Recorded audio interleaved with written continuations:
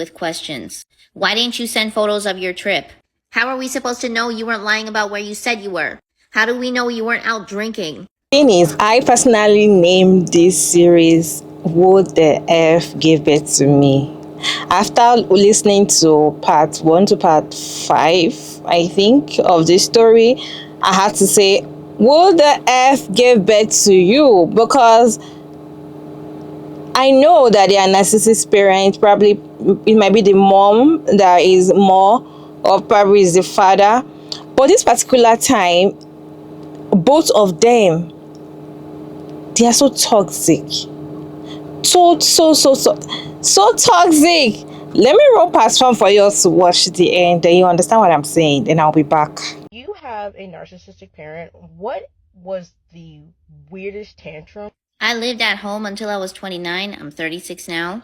And this is the tantrum that finally gave me the courage to leave. Now, mind you, the goalpost as to when I could finally move out was constantly moved. For example, I wasn't allowed to move out for college because my parents didn't have any money. And then when I actually had money as a nurse, then it was, oh, you can't move out. Your dad doesn't have stable employment. You need to stay to help us with rent. But as I made more money as a nurse and as I became more independent, they became extra controlling and abusive. And my dad would force me to let him do my taxes so he can keep tabs on how much I'm making. Anyway, so one weekend I decide to go on a 2-night trip to San Diego. And I just go with one of my friends. This is just a routine trip from LA to San Diego, because we both had friends over there that we wanted to visit. But on the drive back home to my parents, I feel this very eerie silence. I hadn't really heard anything from my parents. It's that kind of silence where you know something's waiting for you when you get home. I returned home on a Sunday night at 9 p.m. and my mom is drilling me with questions. Why didn't you send photos of your trip? How are we supposed to know you weren't lying about where you said you were? How do we know you weren't out drinking? And mind you, I've never had a sip of alcohol in my life. So I stopped my mom. I said, I'm a grown woman. I don't owe you photos of where I am all the time. She said, you're not a grown woman. You're just a girl. And I said, I bet you don't say that when rent is due. Anyway, my mom gets so angry, she takes a wooden chair and she throws it at me. And for once, I do not credit my dad for this, but he stood up for me and said, why are you talking to our daughter like this? And then my mom goes into a narcissistic rage. She starts hitting herself because how dare my dad ever try to defend me? She starts hitting herself, threatens that she's going to call the police and tell them that I'm abusing her. I still can't fully describe what I felt in that moment, but all I saw was the chains come off of me. I could no longer see them as people that I have to keep sacrificing myself for. They make their way upstairs. Luckily, I still had my bags packed. I haven't even really taken off my shoes. I take my keys. I exit very quietly. I run to my car and I call up my friend. I said, hey, I need your sofa. My mom just got violent. At this time, it's 11 o'clock on a Sunday night. I get to her house. My mom starts calling me incessantly. I don't answer, but she starts leaving very rabid voicemails. She was saying things like, if you don't come home right now, I will show up at your work and I will make sure you get fired because you need to learn that you are nothing without me. I am the reason you have any money. I am the reason you have a job. And I will make sure that you understand I have the power to take that away anytime. And that's just a brief synopsis of what she was saying. I would play these voicemails to my therapist later, and she cried. And honestly, I have a lot of stuff blocked out. All I knew in that moment was that I had to act and protect my job. Because at this time, I was 2 months away from finishing my NP. I could not lose my only source of income. So I had to call my job. I had to call the night shift nurse and tell her that I think my mom might be having a psychotic break and she's making threats to show up at my job, so please blacklist her. And these are night shift nurses, okay? I felt humiliated that I had to even say this to them because I know they were going to gossip. But I went to work the next day. I barely slept. None of the nurses asked anything. My manager asked if I was okay and she let me go home early. In retrospect, I probably should have called out sick, but when something like that happens, you really try to hold on to whatever sense of normalcy and schedule you have. As soon as I came back to my friend's apartment, I crashed for the next 12 hours. I didn't have time to process. My friend just helped me start looking for apartments.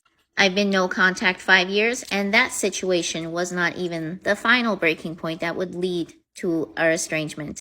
It didn't end there. In this video, I just put together part 1, part 2, and part 3. So I have 2 other parts to share with you. But let me know your thoughts down in the comment section.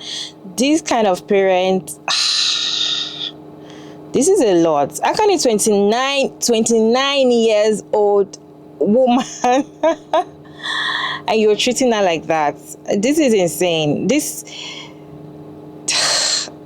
I don't even know what to say. Let me read the other clip for you all to watch to the end, and I'll be back to share my thoughts at the end of the video. Quick recap from the last video. I was 29 when I escaped the house after my mom threw a violent narcissistic rage. That led to her making threats to come after my job as a labor and delivery nurse. After that, I had stayed at my friend's house for a week, and I found an affordable apartment, but it wouldn't be ready for another month. And I still had a lot of things I needed from my parents' house because, mind you, when I escaped, all I had was a duffel bag. So I did return home, but I made sure to always have some clothes ready in my trunk. And because my parents had no emotional maturity, I knew when I went home they were going to act like nothing happened. Because to them, once they let their rage out, then the problem's solved, I guess. At this point, I did not need any of their validation, and I did not need them to acknowledge that anything happened because at this point I was done. I was not interested in trying to resolve anything. But I knew returning home was not going to be safe possibly, so I always had emergency contacts. I had friends checking in on me. And I never parked my car in the driveway. Because remember, the night that I escaped, I was parked in the driveway. What if this time my dad tries to block me in? Because he knew what I did last time to leave. So, safety tip, if you were blessed to have a car like I was, never park your car in the driveway where you could be blocked in. I would park always maybe 2-3 blocks away. Anyway. When I returned home, my mom acted like I didn't exist. And I was like, thank God, finally some peace. And my dad would try to make annoying small talk with me, and I would humor it, because again, I was done and I was just trying to play the game enough so I could lay low. Fast forward 3 weeks, I'm safe. My mom still is not acknowledging my existence, which is great. And my apartment is finally ready to move in. The day I go pick up my keys is also the day that I went to go buy a new mattress. Because I was not going to tell them I'm moving out unless I had a bed ready. Because I couldn't risk them going into another narcissistic rage, and I don't have a place to sleep. Now, the way that I would gather enough of my things to move out is, like I said, I was still in NP school. Every day that I would leave for either work or school, I was putting in my things into that backpack. So like my important documents, enough clothes. I just accepted that the things that would require actual moving from my room just had to stay. Because at this point, living on a mattress in my new apartment was enough. So after a few days of moving out very quietly, I told my parents as I was going out the door that, yeah, I got a new apartment. It's time for me to move out. And of course, my mom was throwing a tantrum about what will people say. And of course, my parents were calling me deceitful and whatnot. But I just figured, okay, then I'm deceitful. After what they did, adding one more insult on the list isn't going to hurt me. But despite this, I still had some hope that things would get better. Because there's a lot of people that say that, things improved with their parents after they moved out. Because, space, time, and distance makes a lot of relationships better. But no, things just got worse. Remember when I said in the first video during my mom's narcissistic rage, my dad stood up for me for once? He backtracked on that so fast. He told me that I was remembering things wrong from that night. He told me that it wasn't my mom that threw the chair at me, it was him. I just remember it wrong. And of course I snapped at him. But remember, as the scapegoat, my opinion doesn't have much value to him. He's only there to play good cop, bad cop for the interests of my mother. A couple weeks later, it was Ramadan. And of course, during religious holidays, feelings of family obligation are heightened. I came home to see that my parents got a brand new dining table and chairs from Macy's. Because remember, the chair from the old dining table, my mom broke it in her narcissistic rage. Because she threw it at me. My parents, who always use finances to tell me that they couldn't afford me to move out, finally were able to afford this $2,000 dining set. And you know what my dad told me? Now you don't have any evidence, Neda. About 6 months had passed since I had moved out for good. I would continue to visit my parents out of obligation because, like I said, their violence was not the breaking point of going no contact. And like many abuse victims, I started to become desensitized to their gaslighting. Anytime I would bring up her violence against me, she would say that I made her do it. She would go on about how I'm the one who insulted her for calling myself a woman when I'm in fact a girl. I was 29. But at this time, my natural urge to be appalled by what she would say was not yet developed because, again, being desensitized was how I coped for so many years. But at least by this time, I was going to therapy twice a week, I was living on my own, and I also was able to make room for someone to love me. That man is now my husband. And no, my parents were not at my wedding. In fact, I even got security to make sure they do not come in, but that is another story. But at the time, I brought him home to meet my mom. And I thought she would be throwing a narcissistic fit that how dare I go meet someone. Because narcissistic controlling parents do not accept the normal phases of adulthood in their child's life. But she surprised me. She actually liked him a lot. Said that he was very handsome, very polite. She liked that his family was also from Iran like us. Unfortunately, her reaction gave me false hope. Me and my husband both thought that maybe he would finally be the reason that they would act right. We would visit every other weekend, they would make us lunch, but we would find out in a few months that we were both being naive. Now at this point, I'd been in therapy for a year. I was getting better about putting boundaries and not placating them. And I would feel less responsible for managing their emotions and less responsible for visiting them. Now, I'll talk more about their controlling tactics that led up to this point later, but I'm fasting and I'm tired, and this subject is taxing. Now, prior to the days leading up to the final breaking point, I told my dad that me and my man can only come over for a couple hours. We cannot stay for lunch. I told him this 3 times. I told him we have an event to go to right after, and we cannot stay longer than this amount of time. So we come over that morning, do the whole 2-hour visitation formality, and then my dad starts bringing out lunch. And I told my dad, I already told you last week, we cannot stay for lunch, we have to go. My dad starts raising his voice at me. He starts saying, you are my daughter, I'll tell you when you can go. Now I freeze, because at this time I was still very much scared of my dad. So my man takes my hand, and he tells my dad, I'm sorry sir, but we have to leave right now. And then my dad starts charging at both of us. He starts cussing at my man and starts telling him that who the hell do you think you are?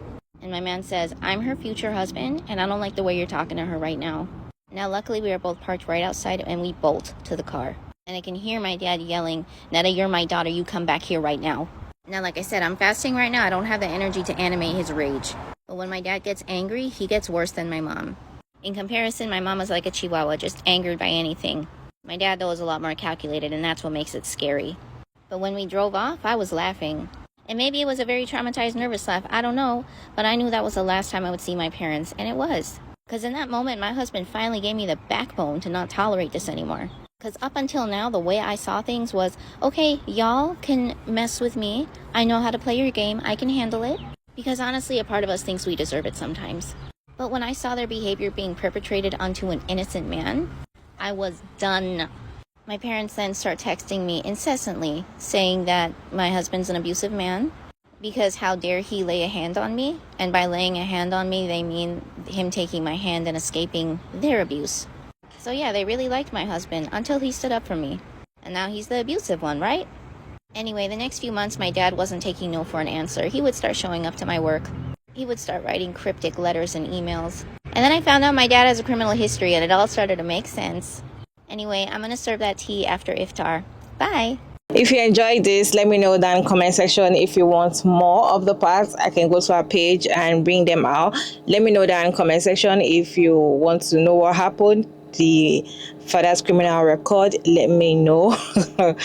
This is crazy. Like, I feel like if people that were abused, if adult children that were abused while they were young, if they all come together and be like, okay, let us sit down and say our story, I feel like everybody's just going to be like because this one, I've not seen this one is like wow. And thank God she has a man that stood for her, because I don't understand how she would have. Thank God for the friends around. Thank God for the supporters she has around her, because she would have even done this alone. Because if she was alone, she would have still been in the house and she would be afraid to leave. And these are the kind of adults, these are the kind of parents that will now come and start saying you're a disobedient child, you are this, you are that, but they will not remember what they did to you. These kind of parents that want you to take care of them when they are old. This is kind of parents that they want you to earn their respect for life, because I don't understand. You claim you don't have money, she just money for everything, and now you went to get a dining table for like $1,000 just to clear no evidence. Do you know what they are doing? Are you sure these people are the one that gave birth to this lady? Because let me know your thoughts about this video down in the comment section. Let me know if you would like to know more. Thank you so much for sticking around to this point. I hope you enjoyed this one. Don't forget to like and share and subscribe. And let me know your thoughts in the comment section respectfully. Have you experienced something like this before? Have you heard something like this before? Let me know down in the comment section, and I will see you all in my next video. Bye.